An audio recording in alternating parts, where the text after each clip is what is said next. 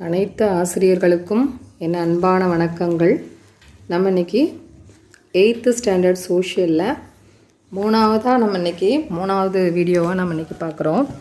ஏற்கனவே நம்ம 1லேருந்து 150 வரைக்கும் ஒரு வீடியோ போட்டிருக்கேன். அதுக்கப்புறம் 151லேருந்து 250 வரைக்கும் இன்னொரு வீடியோ நான் போட்டிருக்கேன். பார்க்காதவங்க இந்த வீடியோவுக்கு கீழே டிஸ்கிரிப்ஷனில் லிங்க் கொடுக்குறேன், அதில் பார்த்து தெரிஞ்சுக்கோங்க. ஆல்ரெடி டிஸ்கிரிப்ஷன் எப்படி போகணுன்னு நான் வீடியோவில் சொல்லியிருப்பேன். அதை பார்த்து நீங்கள் தெரிஞ்சுட்டு இந்த 2 லிங்க்கையும் யூஸ் பண்ணி அதை பார்த்துட்டு இதை பார்த்தீங்கன்னா ரொம்ப ஈஸியாக இருக்கும். இப்போ நம்ம வீடியோக்குள்ளே போயிடலாம். 251. பணம் என்பது ஒரு கடினமான கருத்து என கூறியவர் யார்? ஸ்டோவஸ்கி. பணம் என்பது ஒரு கடினமான கருத்து என கூறியவர் யார்? ஸ்டோவஸ்கி. நெக்ஸ்ட் கொஸ்டின், பணம் அதன் பணிகளால் வரையறுக்கப்படுகிறது என கூறியவர் யார்? பணம் அதன் பணிகளால் வரையறுக்கப்படுகிறது என கூறியவர் யார்? Sir John Hicks. Next question, பணம் அதன் பணிகளால் வரையறுக்கப்படுகிறது என கூறியவர் யார்? Sir John Hicks. உள்நாட்டில் உள்ள பண்ட மற்றும் பணிகளின் வாங்கும் சக்தியை எவ்வாறு அழைக்கப்படுகிறது? அதை அகமதிப்பு அப்படின்னு சொல்லுவாங்க. உள்நாட்டில் உள்ள பண்ட மற்றும் பணிகளின் வாங்கும் சக்தியை எவ்வாறு அழைக்கப்படுகிறது அப்படின்னா அகமதிப்பு. அதே தான் வெளிநாட்டில் உள்ள பண்ட மற்றும் பணிகளை வாங்கும் சக்தியை எப்படி அழைக்கிறாங்கன்னு பார்த்தோம்னா புற மதிப்பு. உள்நாட்டுக்கு அகமதிப்பு, வெளிநாட்டுக்கு புற மதிப்பு. நெக்ஸ்ட் கொஸ்டின் போயிடலாமா?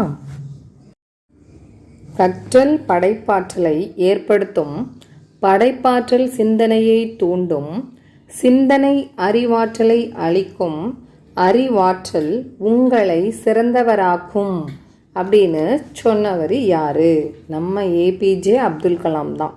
கற்றல் படைப்பாற்றலை ஏற்படுத்தும், படைப்பாற்றல் சிந்தனையை தூண்டும், சிந்தனை அறிவாற்றலை அளிக்கும், அறிவாற்றல் உங்களை சிறந்தவராக்கும் அப்படின்னு கூறியவர் யாரு?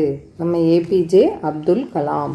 நெக்ஸ்ட் கொஸ்டின், பொது ஏற்பு தன்மையை அடிப்படையாக கொண்டு பண்டங்கள் வாங்கும்போது அதற்கான செலுத்தும் தொகையாக அனைவராலும் ஏற்றுக்கொள்ளக்கூடிய எதனையும் பணம் என கூறலாம் அப்படின்னு சொன்னவர் யாருன்னா Robertson.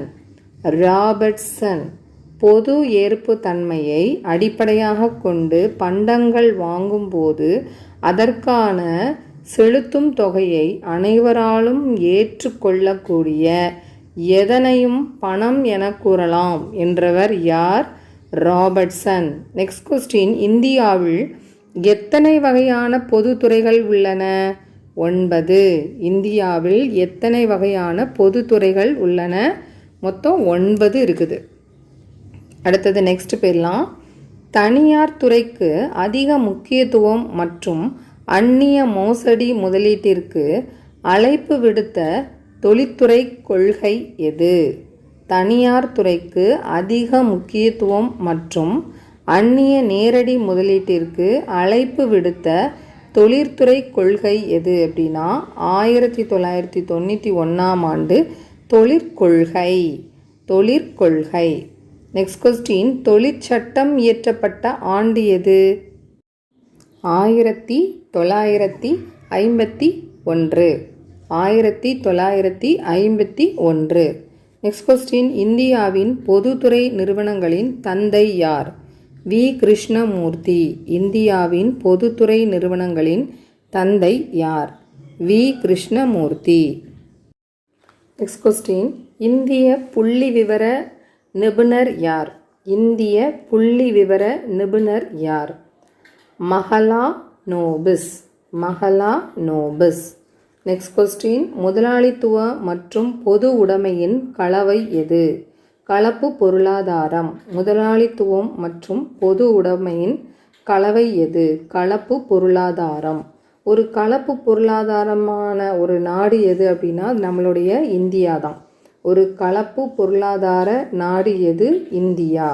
Next question, real estate ஒழுங்குமுறை சட்டம். இதெல்லாம் ஆண்டெல்லாம் கரெக்டாக நீங்கள் எழுதி வச்சு படிங்க. ரியல் எஸ்டேட் ஒழுங்குமுறை சட்டம் வந்து 2016.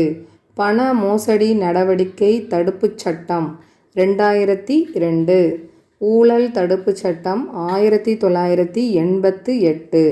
ரியல் எஸ்டேட் ஒழுங்குமுறை சட்டம் 2016. பண மோசடி நடவடிக்கை தடுப்பு சட்டம் 2002. ஊழல் தடுப்பு சட்டம் 1988. இந்திய அரசாங்கம் அனைத்தும் 500, 1000 ரூபாய் நோட்டுகள் செல்லாது என அறிவித்த ஆண்டு எது? இதெல்லாம் இம்பார்ட்டண்டான கொஸ்டின். 2016 நவம்பர் 8 தான் கவர்மெண்ட் வந்து அனௌன்ஸ் பண்ணாங்க. 500 ரூபாய் நோட்டு, 1000 ரூபாய் நோட்டு செல்லாது அப்படின்னு சொல்லி அறிவித்தாங்க. அடுத்தது நெக்ஸ்ட்டு பார்க்கலாம். விலைகள் குறைந்து பணத்தின் மதிப்பு உயர்வது எதை குறிக்கும்? பணவாட்டம். விலைகள் குறைந்து பணத்தின் மதிப்பு உயர்வது எதை குறைக்கும்? பணவாட்டம். எதையெல்லாம் செய்ய வல்லதோ அதுவே பணம் என்றவர் யார்? வர்க்கர். எதையெல்லாம் செய்ய வல்லதோ அதுவே பணம் என்றவர் யார்? வர்க்கர். நெக்ஸ்ட் கொஸ்டின், விலைகள் உயர்ந்து பணத்தினுடைய மதிப்பு வீழ்ச்சி அடைவதை என்னன்னு சொல்கிறோன்னா பணவீக்கம். விலைகள் உயர்ந்து பணத்தினுடைய மதிப்பு வீழ்ச்சி அடைவது வந்து என்னன்னு சொல்கிறோன்னா பணவீக்கம். நெக்ஸ்ட் கொஸ்டின், மத்திய வரவு செலவு திட்டத்தில் தேசிய சுகாதார உற்பத்தி திட்டத்தை அரசாங்கம் அறிவித்த ஆண்டு எது? 2018 2019. மத்திய வரவு செலவு திட்டத்தில் தேசிய சுகாதார உற்பத்தி திட்டத்தை அரசாங்கம் அறிவித்த ஆண்டு எது? 2018 2019 வரைக்கும். நெக்ஸ்ட் கொஸ்டின், அதிக அளவில் பணியாளர்களை கொண்ட பொதுத்துறை நிறுவனம் எது? Indian railway. அதிக அளவில் பணியாளர்களை கொண்ட பொதுத்துறை நிறுவனம் எது அப்படின்னா இந்தியன் ரயில்வே தான். நெக்ஸ்ட் கொஸ்டின், மத்திய மாநில உள்ளாட்சி அமைப்புகளின் சமூகத்துறை முயற்சிகளை ஒருங்கிணைப்பது எது? நிதி ஆயோக். நிதி ஆயோக். மத்திய மாநில உள்துறை அமைப்புகளின் சமூகத்துறை முயற்சிகளை ஒருங்கிணைப்பது எது? நிதி ஆயோக். இது வந்து என்னன்னு சொல்கிறோன்னா மதியுரையக குழு. மதியுரையக குழு. நெக்ஸ்ட் கொஸ்டின், 65 ஆண்டு கால பழமையான திட்டக்குழுவுக்கு மாறாக அமைக்கப்பட்ட குழு எது? நிதி ஆயோக். நிதி ஆயோக். 65 ஆண்டு கால பழமையான திட்டக்குழுவுக்கு மாற்றாக அமைக்கப்பட்ட குழு எது? நிதி ஆயோக். நெக்ஸ்ட் கொஸ்டின், ஒரு மதிப்புரையக குழு எது? ஒரு மதியுரையக குழு எது? நிதி ஆயோக். ஒரு மதியுரையக குழு எது? நிதி ஆயோக். நெக்ஸ்ட் கொஸ்டின், நிதி ஆயோக் குழு செயல்பட தொடங்கிய ஆண்டு எது? 2015. நிதி ஆயோக் குழு செயல்பட தொடங்கிய ஆண்டு எது? 2015 ஜனவரி 1. டேட்டு கேட்டாங்கன்னா ஜனவரி 1. நெக்ஸ்ட் கொஸ்டின், சமூக பொருளாதார வளர்ச்சியை மேம்படுத்துவது எது? மொத்த உள்நாட்டு உற்பத்தி. ஷார்ட்டாக என்ன சொல்லுவோம்னா ஜிடிபி. சமூக பொருளாதார வளர்ச்சியை மேம்படுத்துவது எது? மொத்த உள்நாட்டு உற்பத்தி. நெக்ஸ்ட் கொஸ்டின், 2011 படி சராசரி ஆண்களின் ஆயுட்காலம் எவ்வளவு அப்படின்னா 65.80. இது முக்கியமான கொஸ்டின். 2011 படி சராசரி ஆண்களின் ஆயுட்காலம் 2011 சரிங்களா 65.80. 2011 படி சராசரி பெண்களின் ஆயுட்காலம் 68.33. 68.33. நெக்ஸ்ட் கொஸ்டின், மாநில ஆளுநர் மற்றும் முதலமைச்சர் மூலம் மேற்கொள்ளப்படுவது எது? மாநில ஆளுநர் மற்றும் முதலமைச்சர் மூலம் மேற்கொள்ளப்படுவது எது? மாநில நிர்வாகம். மாநில நிர்வாகம். நெக்ஸ்ட் கொஸ்டின், ஆளுநர் யாரால் நியமிக்கப்படுவார்? ஆளுநர் யாரால் நியமிக்கப்படுவார்? குடியரசுத் தலைவரால் தான் நியமிக்கப்படுவார். ஆளுநர் யாரால் நியமிக்கப்படுவார்? குடியரசுத் தலைவர். நெக்ஸ்ட் கொஸ்டின், மாநில நிர்வாகத்தின் தலைவர் யார்? ஆளுநர். மாநில நிர்வாகத்தின் தலைவர் யார்? ஆளுநர். நெக்ஸ்ட் கொஸ்டின், முதலமைச்சர் மற்றும் ஏனைய அமைச்சர்களையும் நியமிப்பவர் யார்? முதலமைச்சர் மற்றும் ஏனைய அமைச்சர்களையும் நியமிப்பவர் யார்? ஆளுநர். அவரும் ஆளுநர் தான். நெக்ஸ்ட் கொஸ்டின், மாநில அரசாங்கம் யாரை பதவியிலிருந்து நீக்க இயலாது? மாநில அரசாங்கம் யாரை பதவியிலிருந்து நீக்க இயலாது? யாரை? ஆளுநரை தான் பதவியிலிருந்து நீக்க முடியாது. நெக்ஸ்ட் கொஸ்டின், யார் தனது சொந்த மாநிலத்தில் நியமிக்கப்படுவது இல்லை? ஆளுநரை தான் தன்னோட சொந்த மாநிலத்தில் நியமிக்க மாட்டாங்க, வேறு மாநிலத்தில் தான் நியமிப்பாங்க. யார் தனது சொந்த மாநிலத்தில் நியமிக்கப்படுவது இல்லை? ஆளுநர். கொஸ்டின், மாநில அரசின் தலைமை வழக்கறிஞர், மாநில அரசின் பணியாளர், தேர்வாணைய தலைவர் மற்றும் உறுப்பினர்களை நியமனம் செய்பவர் யார்? ஆளுநர். மாநில அரசின் தலைமை வழக்கறிஞர், மாநில அரசு பணியாளர், தேர்வாணைய தலைவர் மற்றும் உறுப்பினர்களை நியமனம் செய்பவர் யார் அப்படின்னா அவரும் ஆளுநர் தான். நெக்ஸ்ட் கொஸ்டின், மாநிலத்தில் உள்ள பல்கலைக்கழகங்களின் வேந்தர் யார் அப்படின்னா அவரும் ஆளுநர் தான். மாநிலத்தில் உள்ள பல்கலைக்கழகங்களின் வேந்தர் யார்? ஆளுநர். நெக்ஸ்ட் கொஸ்டின், மாநிலத்தின் தலைமை நிர்வாகி யார்? மாநிலத்தோட தலைமை நிர்வாகி யார்? அது எல்லாருக்கும் தெரிஞ்சது தான், முதலமைச்சர். அமைச்சரவையுடைய தலைவர் யார்? அதுவும் முதலமைச்சர் தான். நெக்ஸ்ட் கொஸ்டின், மத்திய மாநில அரசுகளுக்கு இடையே உள்ள உறவுகளை பராமரிப்பவர் யார் அப்படின்னா ஆளுநர். மத்திய அரசும் சரி மாநில அரசுக்கும் சரி ரெண்டு பேருக்கு இடையே உள்ள உறவு பராமரிக்கிறது யார் அப்படின்னா ஆளுநர் தான். நெக்ஸ்ட் கொஸ்டின், குடியரசுத் தலைவரை போன்று மாநிலத்தில் பெரிய நிர்வாக தலைவர் யார் அப்படின்னா ஆளுநர். குடியரசுத் தலைவருக்கு ஈக்குவலான பதவி யார்? ஆளுநர். நெக்ஸ்ட்டு, மாநில சட்டமன்ற கூட்டத்தை கலைக்கவும் கூட்டவும் அதை ஒத்தி வைக்கிறதுக்கும் அதிகாரம் பெற்றவர் யார் அப்படின்னா ஆளுநர் தான். மாநில சட்டமன்ற கூட்டத்தை கலைக்கவும் அதை கூட்டுறதுக்கும் ஒத்தி வைக்கிறதுக்கும் அதிகாரம் பெற்றவர் யார் அப்படின்னா ஆளுநர். நெக்ஸ்ட் கொஸ்டின், சட்டமன்ற பேரவை என்பது கீழவையத்தான் சொல்கிறோம். சட்டமன்ற பேரவை கீழவை அப்படின்னு மனசில் வச்சுக்கோங்க. சட்டமன்ற பேரவை என்பது கீழவை. நெக்ஸ்ட் கொஸ்டின், சட்டமன்ற மேலவை உறுப்பினர்கள் எவ்வாறு தேர்வு செய்யப்படுவர்? மறைமுகமாக தேர்வு செய்யப்படுவர். சட்டமன்ற மேலவை உறுப்பினர்கள் எவ்வாறு தேர்வு செய்யப்படுவர்? மறைமுகமாக தேர்வு செய்யப்படுவர். ஒரு நிலையான அளவை எது? சட்டமன்ற மேலவையைத்தான் ஒரு நிலையான அளவை அப்படின்னு சொல்கிறோம். ஒரு நிலையான அளவை எது? சட்டமன்ற மேலவை. நெக்ஸ்ட் கொஸ்டின், சட்டமன்ற மேலவையின் தலைவர், துணைத் தலைவர் யார் தெரிவு செய்வார்? அவை உறுப்பினர்கள். அவை உறுப்பினர்கள், அந்த அவையோடைய உறுப்பினர்கள். நெக்ஸ்ட் கொஸ்டின், ஒரு ஆங்கிலோ இந்திய உறுப்பினரை சட்டமன்றத்தில் நியமனம் செய்பவர் யார்? ஒரு ஆங்கிலோ இந்திய உறுப்பினரை சட்டமன்றத்தில் நியமனம் செய்பவர் யார் அப்படின்னா ஆளுநர் தான் நியமனம் செய்வார். சட்டமன்ற கூட்டத்தின் தலைவர் யார்? சட்டமன்ற கூட்டத்தின் தலைவர் யார்?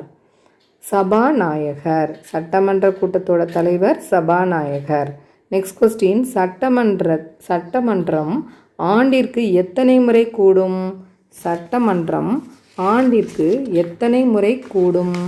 எத்தனை முறை கூடும்? 2 அல்லது 3 முறை கூடும். 2 அல்லது 3 முறை கூடும். அடுத்தது நெக்ஸ்ட் கொஸ்டின், சட்டங்களை நடைமுறைப்படுத்துவது எது? சட்டங்களை நடைமுறைப்படுத்துவது எது? மாநில அரசு. சட்டமன்ற மேலவையை விட அதிக அதிகாரம் பெற்றது எது? சட்டமன்ற பேரவை. சட்டமன்ற பேரவை. நெக்ஸ்ட் கொஸ்டின், ஒரு மாநிலத்தில் சட்டமன்றம் மற்றும் அமைச்சரவை எங்கு செயல்படுகிறதோ அது என்னன்னு சொல்கிறோன்னா மாநில தலைநகரம். மாநில தலைநகரம். சட்டமன்றத்தில் எதை மட்டும் கொண்டு வர முடியும்? நிதி மசோதா. சட்டமன்றத்தில் எதை மட்டும் கொண்டு வர முடியும்? நிதி மசோதா. மாநிலத்தின் உயரிய நீதி அமைப்பு. உயரிய நீதி அமைப்பு எது? உயர் நீதிமன்றம். நெக்ஸ்ட் கொஸ்டின், மாவட்ட நீதிபதிகள் யாரால் நியமிக்கப்படுவார்? ஆளுநரால் நியமிக்கப்படுவார். மாவட்ட நீதிபதிகள் யாரால் நியமிக்கப்படுவார்? ஆளுநரால் நியமிக்கப்படுவார். பிறப்பால் இயற்கையாக பெறக்கூடிய குடியுரிமை எது? இயற்கை குடியுரிமை. இயற்கை குடியுரிமை. பிறப்பால் இயற்கையாக பெறக்கூடிய குடியுரிமை எதுனா இயற்கை குடியுரிமை. நெக்ஸ்ட் கொஸ்டின், இயல்பாக விண்ணப்பித்து பெறப்படும் குடியுரிமை எது? இயல்பாக விண்ணப்பித்து பெறப்படும் குடியுரிமை எது? இயல்பு குடியுரிமை. இயல்பு குடியுரிமை. இயல்பாக விண்ணப்பித்து பெறப்படும் குடியுரிமை எது? இயல்பு குடியுரிமை. நெக்ஸ்ட் கொஸ்டின், இந்திய குடிமகன் தன்னுடைய குடியுரிமையை பெறுதலையும் நீக்குதலையும் பற்றிய விதிகளை கூறும் சட்டம் எது? இந்திய குடியுரிமை சட்டம். இது எந்த ஆண்டு அப்படின்னா 1995. இந்திய குடிமகன் தன்னுடைய குடியுரிமையை பெறுதலையும் நீக்குதலையும் பற்றிய விதிகளை கூறும் சட்டம் எது? இந்திய குடியுரிமை சட்டம் 1995. நெக்ஸ்ட் கொஸ்டின், நமக்கு ஒற்றை குடியுரிமையை வழங்குவது எது? நமக்கு ஒற்றை குடியுரிமையை வழங்குவது எது அப்படின்னா இந்திய அரசியலமைப்பு சட்டம். இந்திய அரசியலமைப்பு சட்டம். நெக்ஸ்ட் கொஸ்டின், இந்திய குடியுரிமை என்பது என்ன? இந்திய குடியுரிமை என்பது என்ன? ஒற்றை குடியுரிமையை தான் இந்திய குடியுரிமை அப்படின்னு சொல்கிறோம். நெக்ஸ்ட் கொஸ்டின், வெளிநாட்டு வாழ் இந்தியா தினம். வெளிநாட்டு வாழ் இந்தியா தினம், அதாவது பிரவாசி பாரதிய தினம். பிரவாசி பாரதிய தினம் என்னைக்கு அப்படின்னா ஜனவரி 9. இந்திய தினம்னு கேட்கலாம், பிரவாசி பாரதிய தினம் அப்படின்னு கூட கேட்கலாம். ஆன்சர் வந்து ஜனவரி 9. நெக்ஸ்ட் கொஸ்டின், மகாத்மா காந்தி தென் ஆப்பிரிக்காவில் இருந்து இந்தியாவுக்கு வருகை புரிந்த தினம் எவ்வாறு கொண்டாடப்படுகிறது? வெளிநாட்டு வாழ் இந்தியா தினம் அப்படின்னு கொண்டாடுறாங்க. இது என்னைக்கு அப்படின்னா ஜனவரி 9. மகாத்மா காந்தி தென் ஆப்பிரிக்காவில் இருந்து இந்தியாவுக்கு வருகை புரிந்த தினம் எவ்வாறு கொண்டாடப்படுகிறது? வெளிநாட்டு வாழ் இந்தியா தினம். இது என்னைக்கு அப்படின்னா ஜனவரி 9. நெக்ஸ்ட் கொஸ்டின், ஒரு சுதந்திரமான நீதித்துறை என்ற கருத்தை முன்மொழிந்த முதல் அரசியல் தத்துவ ஞானி யார்? ஒரு சுதந்திரமான நீதித்துறை என்ற கருத்தை முன்மொழிந்த முதல் அரசியல் தத்துவ ஞானி யார்? மாண்டெங்க்யூ. மாண்டெங்க்யூ. நெக்ஸ்ட் கொஸ்டின், மாநிலங்களின் மிக உயர்ந்த நீதிமன்றம் எது? மாநிலங்களின் மிக உயர்ந்த நீதிமன்றம் எது? உயர்நீதிமன்றம். உயர்நீதிமன்றத்தை தான் நம்ம மாநிலங்களிலே மிக உயர்ந்த நீதிமன்றம் அப்படின்னு சொல்கிறோம். நெக்ஸ்ட் கொஸ்டின், இந்தியாவின் மிக உயர்ந்த நீதிமன்றம் எது? உச்ச நீதிமன்றத்தை தான் நம்ம உயர்ந்த நீதிமன்றம் அப்படின்னு சொல்கிறோம். நீதிமன்ற திட்டம் தொடங்கப்பட்ட ஆண்டு எது? நீதிமன்ற திட்டம் தொடங்கப்பட்ட ஆண்டு எது? 2005. 2005. கிராமப்புற மக்களின் இடர்களை தீர்க்கும் நீதிமன்றம் எது? நடமாடும் நீதிமன்றங்கள். கிராமப்புற மக்களின் இடர்பாடுகளை தீர்க்கும் நீதிமன்றம் எது? நடமாடும் நீதிமன்றங்கள். நெக்ஸ்ட் கொஸ்டின், நீண்ட காலம் நிலுவையில் உயர் வழக்குகளை முடிவுக்கு கொண்டு வர 2000 ஆண்டு கொண்டு வரப்பட்ட நீதிமன்றம் எது? 2000ஆம் ஆண்டு கொண்டு வரப்பட்ட நீதிமன்றம் எது அப்படின்னா விரைவு நீதிமன்றம். நீண்ட காலம் நிலுவையில் உயர் வழக்குகளை முடிவுக்கு கொண்டு வர 2000ஆம் ஆண்டு கொண்டு வரப்பட்ட நீதிமன்றம் எது அப்படின்னா விரைவு நீதிமன்றம். நாட்டின் மிகப்பெரிய நீதிமன்றம் எது? அலகாபாத் நீதிமன்றம். நாட்டின் மிகப்பெரிய நீதிமன்றம் எது? அலகாபாத் நீதிமன்றம். நாட்டின் பழமையான உயர் நீதிமன்றம் எது? கல்கத்தா உயர் நீதிமன்றம். நாட்டின் பழமையான உயர்நீதிமன்றம் எது?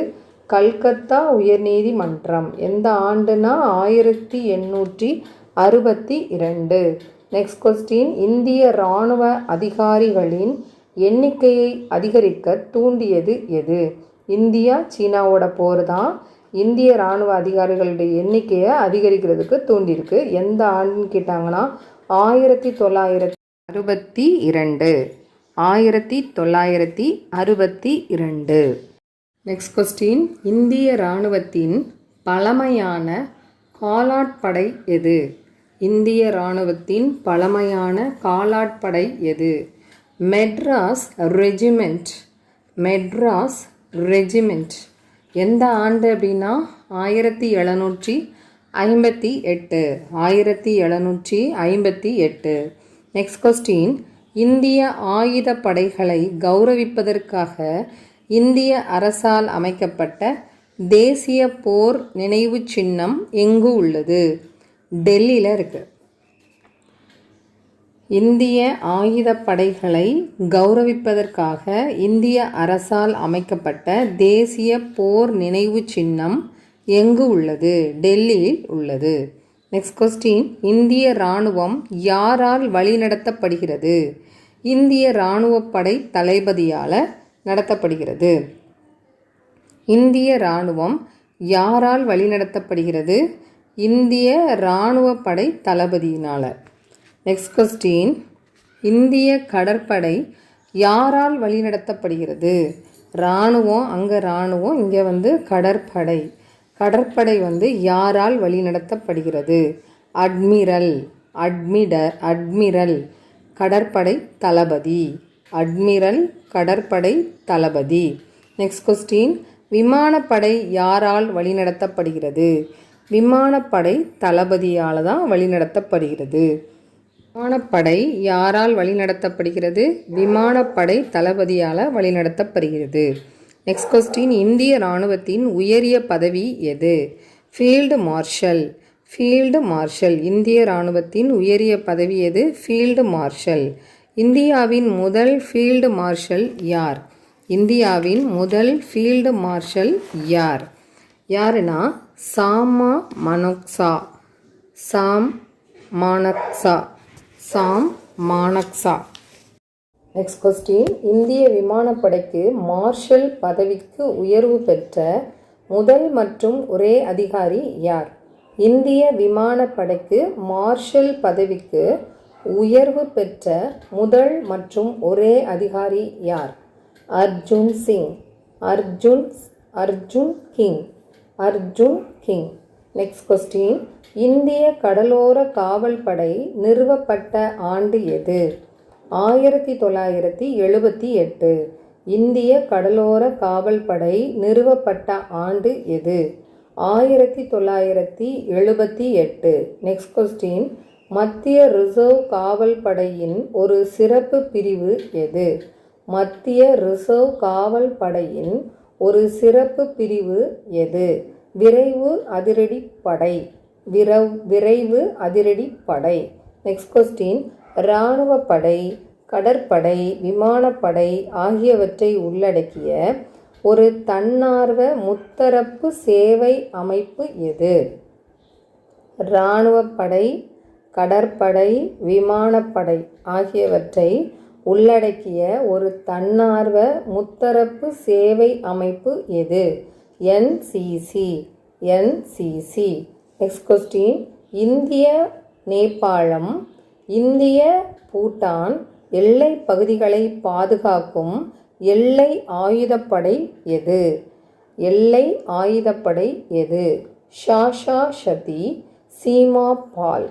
சாஷாஷதி சீமா பால். ஷார்ட்டா எஸ்எஸ்பி அப்படின்னு சொல்லுவோம். நெக்ஸ்ட் கொஸ்டின், இந்திய ஊர்காவல் படை ஒரு தன்னார்வ அமைப்பு. இந்திய ஊர்காவல் படை ஒரு தன்னார்வ அமைப்பு. நெக்ஸ்ட் கொஸ்டின், பஞ்சசீலம் எனப்படும் அமைதிக்கான 5 கொள்கைகளை அறிவித்தவர் யார்? பஞ்சசீலம் எனப்படும் அமைதிக்கான 5 கொள்கைகளை அறிவித்தவர் யார்? நம்ம ஜவஹர்லால் நேரு. நெக்ஸ்ட்டு இதெல்லாம் எழுதி வச்சு படிக்கணும். இங்கே பாருங்கள், மாதமும் அதோட தேதியும் கொடுத்துருக்குறாங்க. எழுதி வச்சு படிங்க, அப்போ தான் இதெல்லாம் ஞாபகம் இருக்கும். இப்போ நான் சொல்ல நீங்கள் பேப்பரு எப்போதுமே வந்து என்னோடய வீடியோ ஓப்பன் பண்ணும்போது ஒரு நோட்டும் பென்னும் பக்கத்துலேயே வச்சுக்கோங்க. வச்சு படிங்க, அப்போ தான் நம்ம வந்து எக்ஸாமில் பாஸ் பண்ண முடியும். இப்போ நான் சொல்கிறேன், நீங்கள் சொல்ல இந்த மந்த்தையும் டேட்டையும் எழுதி வச்சுக்கோங்க. இராணுவ தினம். இராணுவ தினம் எப்போ அப்படின்னா ஜனவரி 15. இராணுவ தினம் ஜனவரி 15. கடலோர காவல்படை தினம் பிப்ரவரி 1. கடலோர காவல்படை தினம் பிப்ரவரி 1. மத்திய தொழிலக பாதுகாப்பு தினம் மார்ச் 10. மத்திய தொழிலக பாதுகாப்பு தினம் மார்ச் 10. விரைவு அதிரடிப்படை தினம் அக்டோபர் 7. அக்டோபர் 7.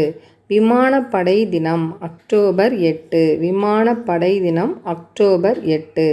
கடற்படை தினம் டிசம்பர் 4. கடற்படை தினம் டிசம்பர் 4.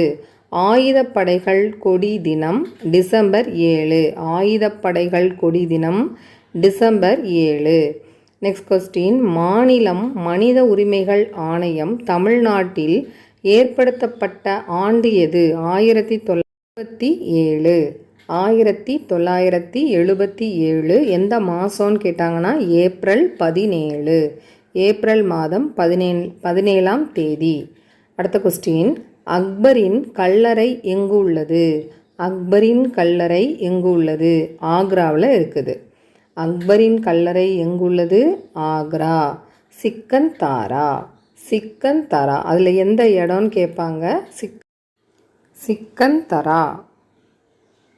நெக்ஸ்ட் கொஸ்டின், இஸ்லாம், இந்து மற்றும் பல்வேறு சமயம் சார்ந்த கூற்றுகள் தன்னுடைய கல்லறையில் இடம்பெற வேண்டும் என கூறியவர் யார்? அக்பர். இஸ்லாம் மதமும் இருக்கட்டும், இந்து மதமாக இருக்கட்டும், பல்வேறு சமயம் சார்ந்த கூற்றுகள் எல்லாமே தன்னுடைய கல்லறையில் இருக்கணும் அப்படின்னு சொல்லி சொன்னது யார் அப்படின்னா அக்பர். அரசானது எந்த மதத்தையும் சார்ந்த பிரிவினருக்கும் எதிராக குற்றம் சாட்டாது என்று கிமு 3ஆம் நூற்றாண்டிலேயே அறிவித்த முதல் பேரரசர் யார்? அசோகர். அரசானது எந்த மதத்தையும் சார்ந்த பிரிவினருக்கும் எதிராக குற்றம் சாட்டாது என்று கிமு 3ஆம் நூற்றாண்டிலேயே அறிவித்த முதல் பேரரசர் யார் அப்படின்னா அசோகர். உலகின் அதிகமாக மொழிபெயர்க்கப்பட்ட ஆவணம் எது? முக்கியமான கொஸ்டின். உலக மனித உரிமைகள் அறிவிப்பு. உலகின் அதிகமாக மொழிபெயர்க்கப்பட்ட ஆவணம் எது? உலக மனித உரிமைகள் அறிவிப்பு. நெக்ஸ்ட் கொஸ்டின், மனித உரிமைகள் பிரகடனத்தில் எத்தனை சட்டப்பிரிவுகள் உள்ளன? மொத்தம் 30. மனித உரிமைகள் பிரகடனத்தில் எத்தனை சட்டப்பிரிவுகள் உள்ளன? 30. பண்டைய பாரசீகத்தின் முதல் மன்னன் யார்? மகாசைரஸ். மகாசைரஸ். தனது ஆவணங்களை கியூனிஃபார்ம் எழுத்துக்களில் அக்காடியன் மொழியில் சிலிண்டர் வடிவிலான சுட்ட களிமண்ணில் பதிவு செய்தவர் யார்? மகாசைரஸ். மகாசைரஸ். நெக்ஸ்ட் கொஸ்டின், ஓட்டுநர் மீது காவல்துறை எந்த பிரிவின் கீழ் கிரிமினல் குற்ற வழக்கு பதிவு செய்யும்? பிரிவு 304A. ஓட்டுநர் மீது காவல்துறை எந்த பிரிவின் கீழ் கிரிமினல் குற்ற வழக்கு பதிவு செய்யும்? பிரிவு 304A. நெக்ஸ்ட் கொஸ்டின், குடியரசுத் தலைவர் மற்றும் மாநில ஆளுநர் வாகனங்களில் எந்த வண்ண தகடு பயன்படுத்தப்படும்? சிவப்பு வண்ண தகடு. குடியரசுத் தலைவர் மற்றும் மாநில ஆளுநருடைய வாகனங்களில் எந்த வண்ணம் தகடு பயன்படுத்தப்படும்? சிவப்பு வண்ண தகடு. தேசிய நெடுஞ்சாலைகளில் பாதுகாப்பாக மற்றும் தடையற்ற பயணம் செய்ய பாலங்களை கட்டுவதற்கான திட்டம் எந்த ஆண்டில் தொடங்கியது? 2016.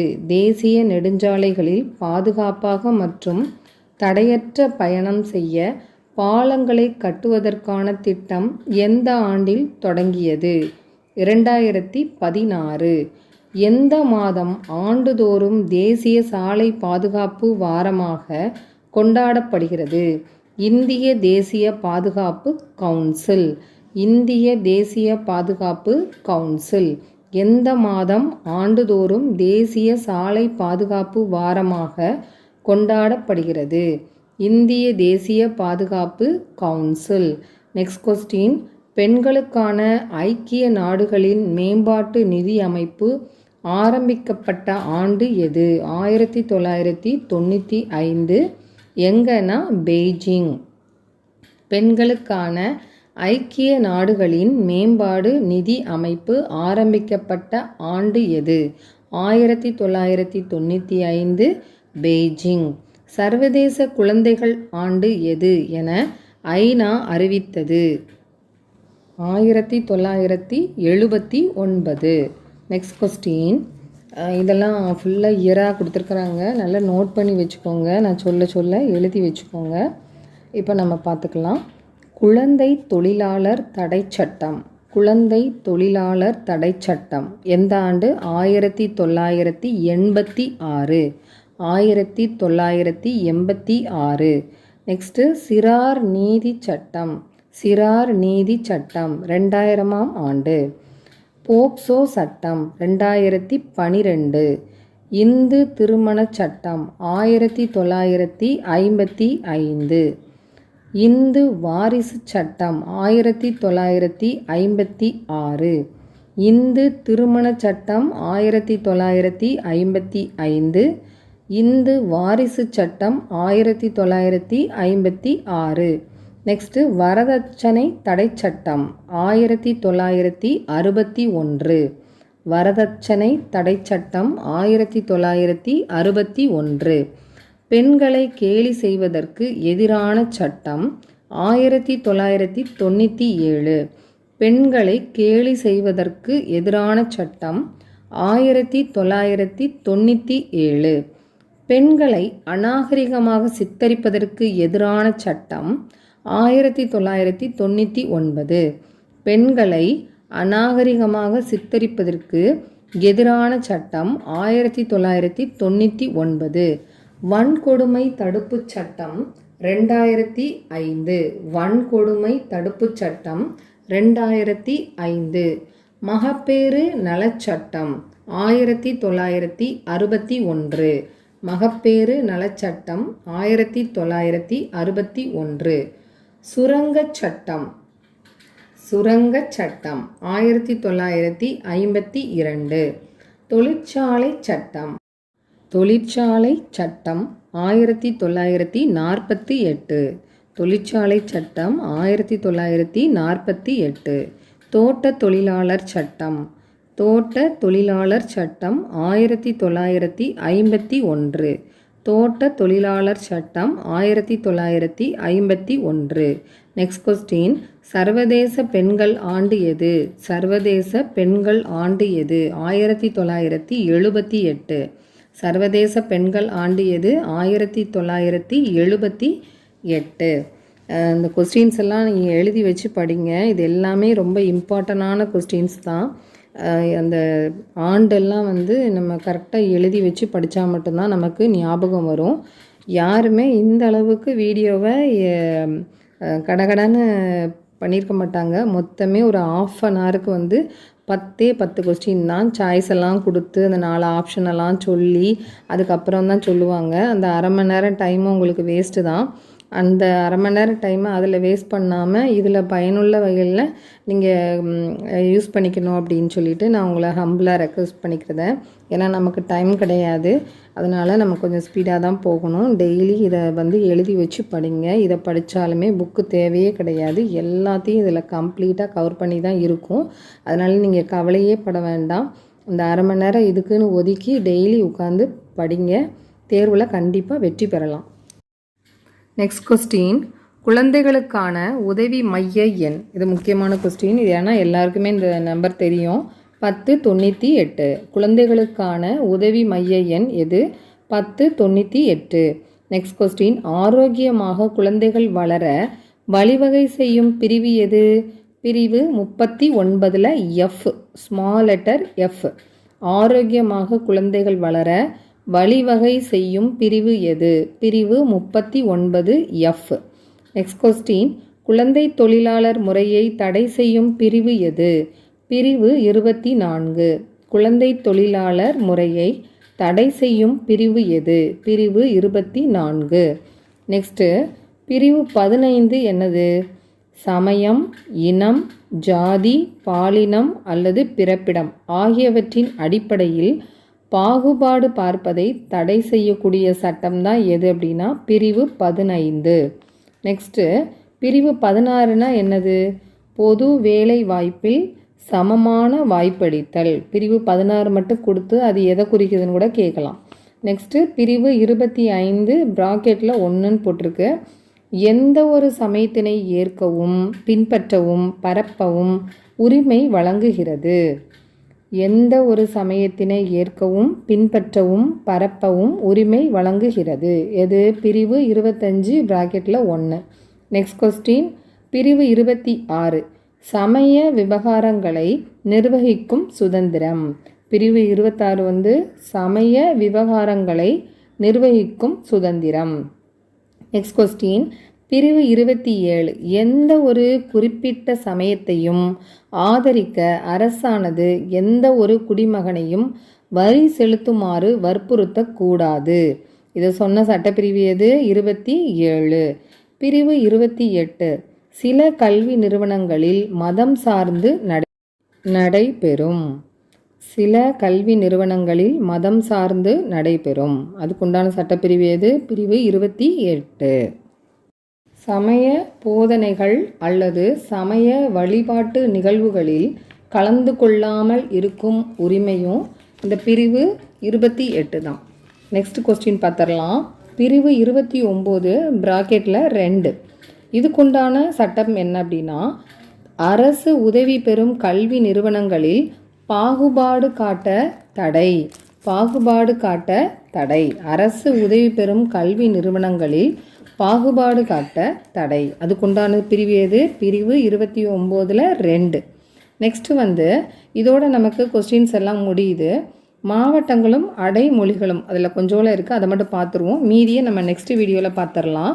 மாவட்டங்களும் அடைமொழிகளும். ராமநாதபுரத்துக்கு என்ன சொல்லுவோம்? புனித பூமி. ராமநாதபுரத்துக்கு புனித பூமி.